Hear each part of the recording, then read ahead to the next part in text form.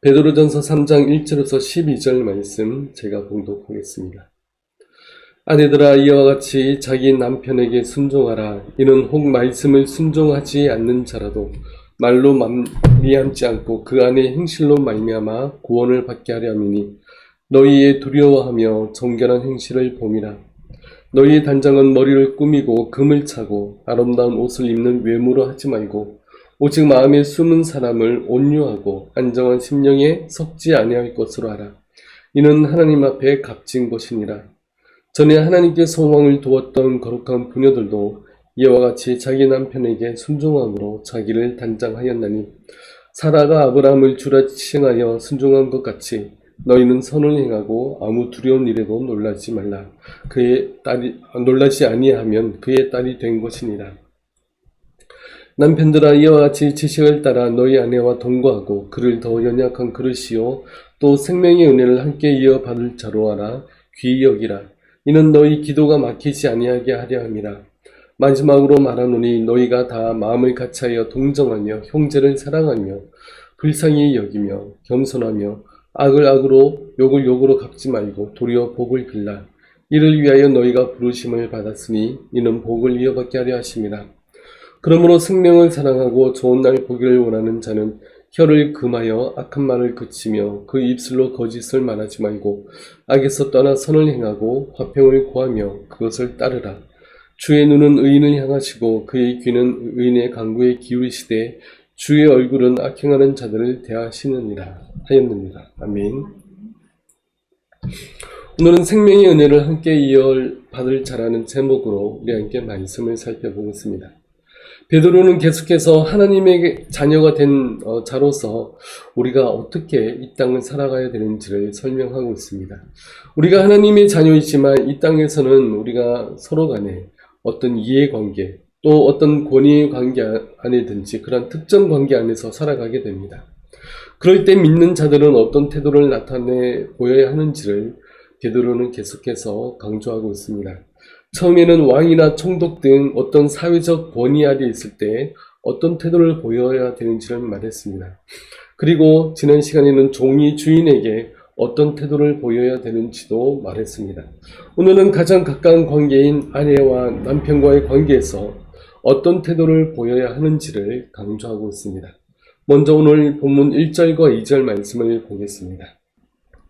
아내들아 이와 같이 자기 남편에게 순종하라. 이는 혹 말씀을 순종하지 않는 자라도 말로 미암지 않고 그 안에 행실로 말미암아 구원을 받게 하려 함이니 너희 두려워하며 정결한 행실을 봄이라.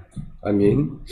베드로는 먼저 믿는 아내들에게 말하면서 자기 남편에게 순종하라고 말합니다. 그 궁극적 이유는 그 남편을 구원하기 위함이라고 말씀하고 있습니다. 어떤 믿는 여인들이 믿지 않는 사람과 결혼하려고 하면 집안에서 반대가 심했을 것입니다. 부모님들도 믿지 않는 남자와 결혼하기를 원치 않았을 것입니다. 그러나 그러한 반대에도 불구하고 믿지 않는 남편과 결혼을 했다면 행복하게 잘 살아야 되겠지만 무엇보다 남편을 구원할 목표를 가지고 있어야 됩니다. 믿지 않는 배우자를 만나 결혼했다면 그 배우자도 바로 전도 대상자이기 때문에 그렇습니다. 바울도 고린도 전서에서 이렇게 말씀합니다. 어떤 남자에게 믿지 아니하는 남편이 있어 아내와 함께 살기를 좋아하거든 그 남편을 버리지 말라. 믿지 아니하는 남편이 아내로 말미암아 거룩하게 되고 믿지 아니하는 아내가 남편으로 말미암아 거룩하게 되나니 그렇지 아니하면 너희 자녀도 깨끗하지 못하리라. 그러나 이제 거룩하니라. 아멘. 믿지 않는 사람과 결혼을 했다면 그 배우자를 구원하기 위해서 힘써야 됩니다. 이것이 하나님이 그런 믿는 자들에게 주신 숙제입니다. 오늘 본문은 믿지 않는 남편을 구원하기 위해서 어떻게 대해야 하는지를 잘 말해주고 있습니다. 말로 말미암지 않고 그 안의 행실로 말미암아 구원을 받게 하려 한다고 말씀하고 있습니다. 어떤 사람이 변하기를 바란다면 내가 그 사람에게 지속적으로 말로만 지적하고 끝나서는 안 됩니다. 직접적으로 행동으로 보여줘야 됩니다. 남편을 구원하려면 믿는 사람의 본을 보여줘야 됩니다.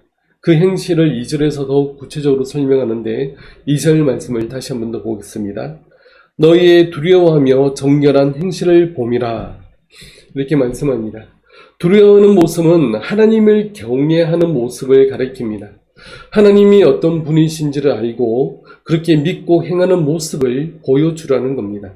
온 천하를 말씀으로 창조하셨고 지금도 섭리로 역사하시는 그 하나님을 믿고 의지하고 또 신뢰하는 모습을 보여주는 겁니다. 온 땅 만물의 참된 왕이신 하나님을 예배하며 존중하는 모습을 통해서 남편들에게도 하나님의 살아계심을 몸소 보여줘야 됩니다. 또한 정결한 행실을 보여줘야 됩니다. 말씀을 내 삶을 통해서 실천하고 하나님 앞에서 겸손함으로 보여주며 깨끗함과 정직함으로 모든 사람 앞에 나타나기를 힘써야 됩니다.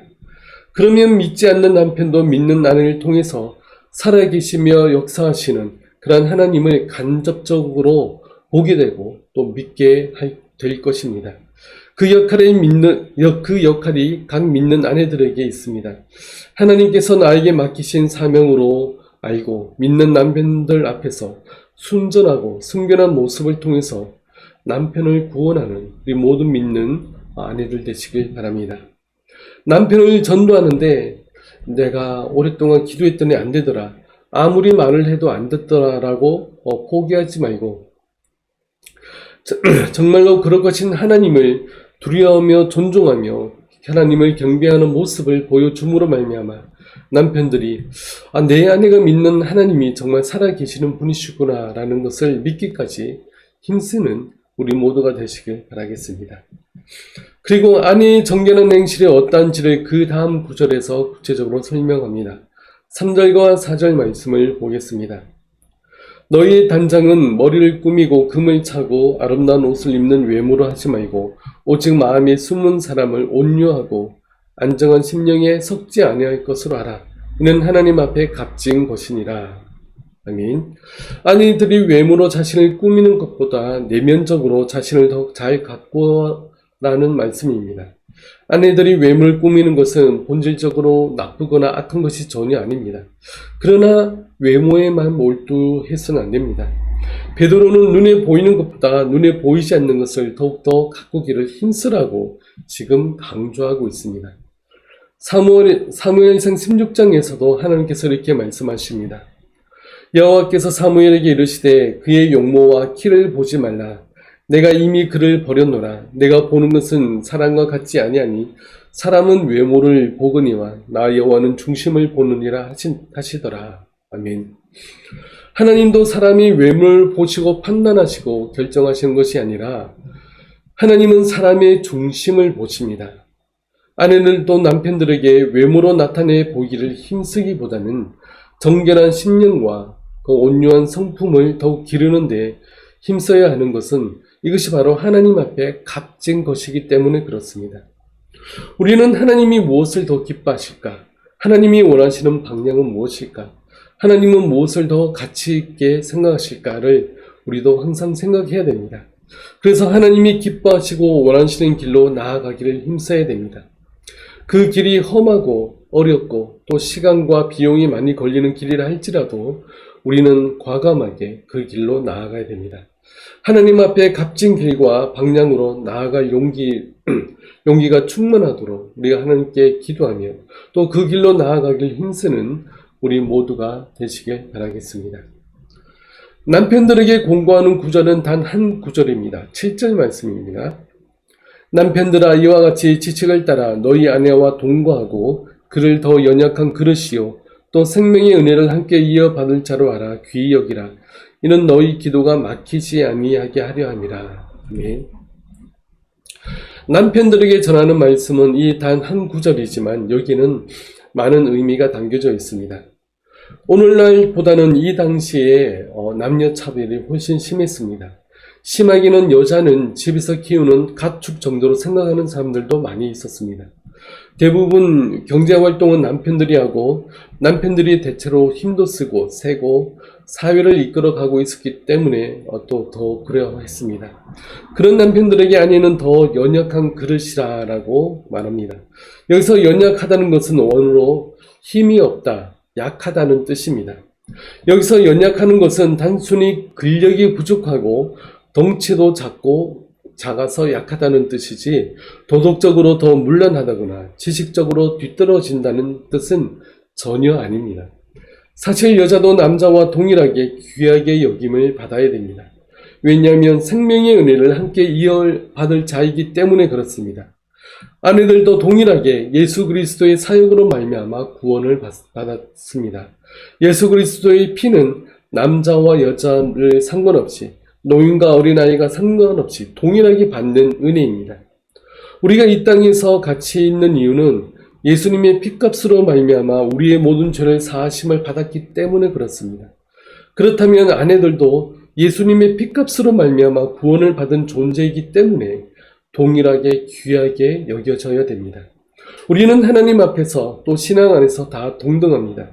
우리 모두는 생명의 은혜를 함께 이어받을 자들입니다. 그렇게 서로 섬기고 사랑하며 존중하며 높여야 되는 것입니다.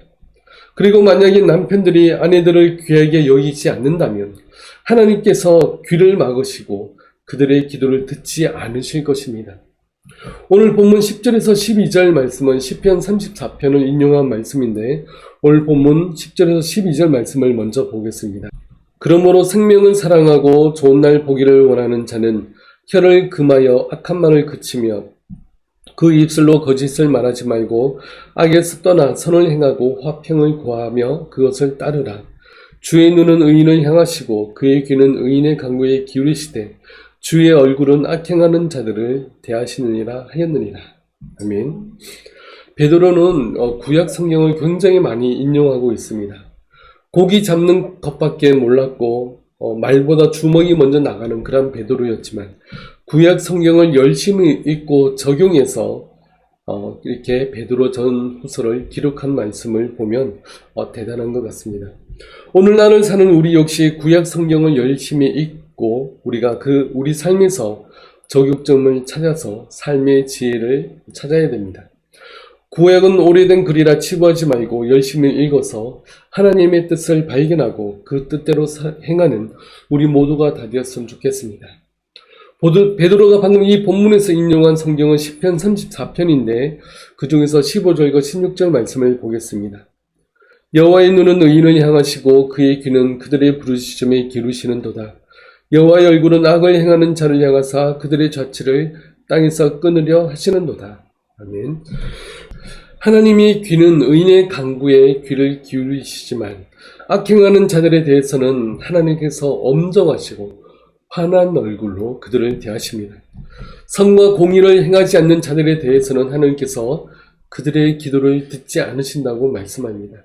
그래서 남편들의 기도가 하나님께서 들으시고 상달되는 기도가 되기 위해서는 먼저 그들의 아내를 더 연약한 그릇임을 알고 또한 함께 생명의 은혜를 이어받을 자를 알고 귀하게 여겨야 됩니다. 또한 우리의 기도가 하나님께서 들으시고 상달되는 기도가 되기 위해서는 우리가 공의를 행하며 다른 사람들을 존중하며 말씀을 실천하는 삶을 먼저 우리가 살아야 되는 것입니다. 내가 죄와 악행을 행하면서 하나님께서 내 기도를 들어주시기를 기대해서는 안 됩니다. 다른 사람을 억압하고 상처 입히면서 나의 기도가 응답되기를 바라는 것은 오히려 하나님을 모독하는 것입니다. 오히려 하나님은 죄악을 행하며 다른 사람들에 대해서 악을 행하는 자들에 대해서는 하나님의 모든 진노로 그들을 대하십니다. 가장 두려우신 하나님께서 환한 얼굴로 우리를 대적하여 바라보신다면 이 세상에 아무 소망도 없을 것입니다. 우리의 기도가 하나님께 상달되고 응답되기 위해서라도 우리는 선과 공의를 행하며 하나님의 말씀에 순종하며 살고 이웃을 내 몸과 같이 사랑하는 우리들 다 되시길 바라겠습니다. 이것이 십계명의 핵심이며 우리 신앙의 뿌리가 되어야 됩니다. 신앙은 절대 나 혼자만의 것이 아닙니다. 바른 신앙이란 이웃에게 선을 행하는 것입니다. 우리 곁에 목마른 사람에게 냉수 한 그릇 주는 것이 곧 주님께 드리는 것과 같습니다. 마태복음 25장에서 예수님은 의인들을 칭찬하면서 이렇게 말씀하십니다. 내가 줄일 때에 너희가 먹을 것을 주었고 목마를 때에 마시게 하였고 나그네 되었을 때에 영접하였고 헐벗을 때에 옷을 입혔고 병들었을 때에 돌보았고 옥에 갇혔을 때에 와서 보았느니라. 그러자 의인들은 저희는 그런 적이 없는데 언제 그러했다고 말씀하십니까? 라고 반문합니다. 그 다음 절입니다. 이에 의인들이 대답하여 이르되 주여 우리가 어느 때에 주께서 줄이신 것을 보고 음식을 대접하였으며 목마르신 것을 보고 마시게 하였나이까? 어느 때에 나그네 되신 것을 보고 영접하였으며 헐벗으신 것을 보고 옷 입혔나이까?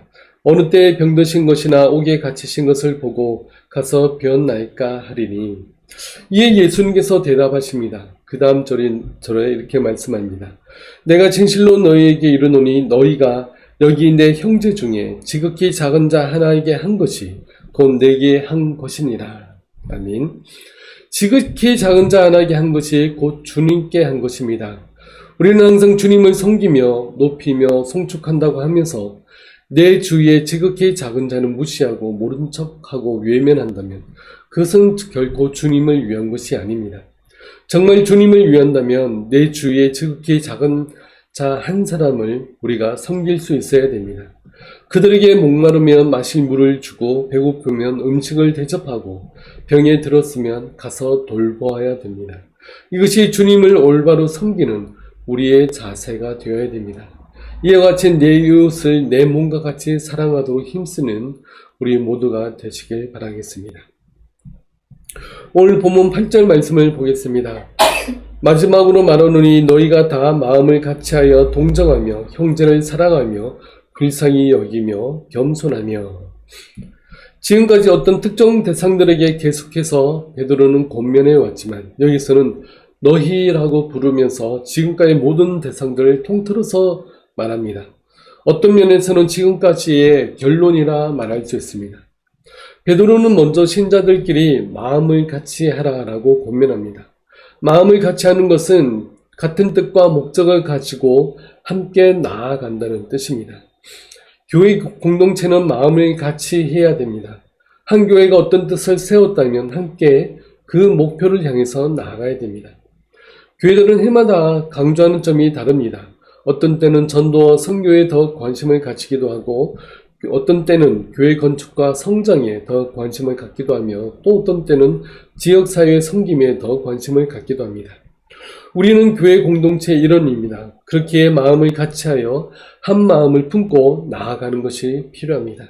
나와는 강조점이 다르다고 교회의 전체 목적을 비난하거나 싫어해서는 안 됩니다. 교회 결정을 따르고 함께 마음을 같이해서 그 일을 행하며 나아가야 됩니다. 그 다음에 베드로는 동정하라고 말합니다. 여기서 동정은 다른 사람의 고통과 어려움에 대해서 공감하면서 그러한 사람들을 도우라는 그러한 마음입니다. 공동체에 이런 동정의 마음이 있어야 그 공동체가 건강하다고 말할 수 있습니다. 수위나 산불로 어려움을 겪는 이들을 돕는 것 또한 이러한 동정입니다. 그들이 속히 그런 피해로부터 다시 회복하고 일어설 수 있도록 주위의 사람들이 돕는다면 또 다른 어려움이 이 나라에 닥쳐도 충분히 회복할 수 있습니다. 이번 수해 현장에 가장 먼저 달려온 사람들 중에 지난 경남 산불 피해 지역 주민들이 많이 있었다고 합니다. 산불 피해로 많은 도움을 받은 그들이 수해로 피해를 입은 사람들을 도울 수 있었던 것도 그들도 어려운 가운데 도움을 받았기 때문에 그렇습니다. 또한 교회 공동체 안에서도 이런 동정의 마음들이 있어야 됩니다. 어려움을 당하고 슬픔을 당한 이들에게 사랑의 마음으로 그들을 돌아보며 경제적 필요를 채워줌으로 그런 어려움을 속히 이겨낼 수 있도록 우리는 함께 해야 됩니다. 그 다음 베드로는 형제를 사랑해야 된다라고 말합니다. 이웃을 사랑하는 마음은 우리 신앙의 근본이 되어야 됩니다. 그리고 그 다음 베드로는 불쌍히 여기라라고 말합니다. 불쌍히 여기는 것은 긍휼히 여기는 마음입니다. 이 단어는 원어로 창자를 가리킵니다. 우리가 배가 아프면 창자가 꼬인 것 같다라고 이야기합니다. 상대방에 대해서 창자가 꼬인 듯 아파하는 마음을 가지는 것이 바로 불쌍히 여기는 마음입니다. 옛날 사람들은 이 창자가 감정의 장소라고 여겼습니다. 그래서 창자가 꼬인 것처럼 상대방의 깊은 아픔과 슬픔에 대해서 불쌍히 여기는 마음, 곧 긍휼히 여기는 마음을 가져야 됩니다.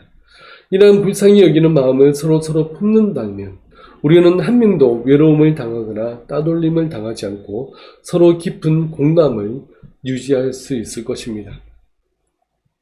그 다음 베드로는 겸손하라고 권면합니다. 겸손은 모든 그리스도인들이 갖춰야 될 기본 덕목입니다. 우리는 하나님 앞에서 자랑할 것이 없습니다. 받은 은혜에 감사할 뿐입니다. 항상 겸손하고 낮은 자세를 가지고 나아가시길 바라겠습니다. 8절이 믿는 자들에게 당부하는 그런 권면이라면 9절은 믿지 않는 자들을 대할 때 어떠해야 되는지를 설명해 주는 말씀입니다. 9절 말씀을 보겠습니다. 악을 악으로 욕을 욕으로 갚지 말고 도리어 복을 빌라. 이를 위하여 너희가 부르심을 받았으니 이는 복을 이어받게 하려 하심이라. 아멘. 우리의 대적들이나 원수들은 믿는 자들에 대해서 악하게 대하며 욕할 때가 많이 있습니다. 그러나 우리는 그러한 원수들에게조차 복을 빌어야 됩니다. 그러나 악한 사람들이나 원수들조차 우리의 복을 이어받게 해야 됩니다. 이것이 하나님이 우리를 부르신 이유입니다. 나만 잘 믿고 형통하고 복을 받기 위해서 우리가 지원받았고 먼저 우리가 선택받은 것이 아닙니다. 하나님은 먼저 믿고 복을 받은 우리들을 통해서 아직 은혜가 뭔지 모르는 그들에게 복의 통로가 되기를 원하십니다. 복이 우리에게까지 왔고 이제는 이 복이 다른 사람들에게 또 내 주위의 사람들에게 흘러가야 됩니다. 만약 저런 원수들은 이 생명의 복을 받을 자격이 없어라고 판단하고 복이 흘러가지 않게 한다면 우리는 죽은 사람입니다. 사해 바다가 염분이 높아서 물고기나 생물이 살 수 없는 그런 죽은 바다가 된 것은 물을 흘려보내지 않았기 때문입니다. 그래서 수증기가 계속해서 증발하면서 물의 염분이 높아졌습니다. 그러면서 그 사해 바다는 서서히 죽어가는 바다가 되었습니다. 우리도 다른 사람들에게 이 복을 이어받았습니다. 우리 역시 다른 사람들의 사랑의 결과로 우리가 하나님의 자녀가 되었습니다. 그렇다면 우리도 원수조차 사랑함으로 이 복이 그들에게 흘러갈 수 있도록 우리는 힘써야 됩니다. 그래서 누구든지 이 생명의 은혜를 함께 이어받을 자라는 것을 우리가 인식하여 믿지 않는 자들에게 이 복을 유산으로 흘러보내는 우리 모두가 되시길 바라겠습니다. 그리하여 하나님의 은혜가 나를 통해 내 주위에 또 믿지 않는 모든 일에게 흘러감으로 말미암아 하나님의 나라가 더욱더 확장되는 그런 역사들을 눈으로 목격하는 우리 모두가 되길 바라겠습니다. 기도하겠습니다. 남편들과 아내들에게 권면하는 말씀을 통해서 오늘날도 우리들도 하나님 앞에 겸손하며 동등하게 생명의 은혜를 이어받을 자라는 사실을 기억하고 우리의 아내나 남편을 더욱더 소중히 여기며 또 내 주위의 이웃들을 더욱더 소중히 여기며 함께 하나님의 은혜를 나눌 수 있는 우리 모두가 될 수 있도록 도와주옵소서. 특별히 믿는 우리들을 통해서 믿지 않는 자들에게 주의 복이 흘러 넘치게 하여 주옵소서. 그리하여 이 놀라운 은혜와 그리스도의 사랑과 그러한 은혜를 함께 이어받아서 그들도 하나님의 품 안으로 돌아올 수 있는 그러한 역사가 일어날 수 있도록 도와주시옵소서. 지금은 십자가 위에서 우리의 모든 죄를 위해서 피 흘려 죽으신 주 예수 그리스도의 은혜와 우리를 사랑하시되 끝까지 사랑하시는 하나님의 사랑하심과 성령님의 함께하심과 위로하심이 오직 하나님의 그 은혜와 사랑을 받아 또 이웃에게 그 복을 흘러가게 하기를 원하는 우리 모든 성도들 머리 위에 지금부터 영원토록 함께하실지어다. 아멘.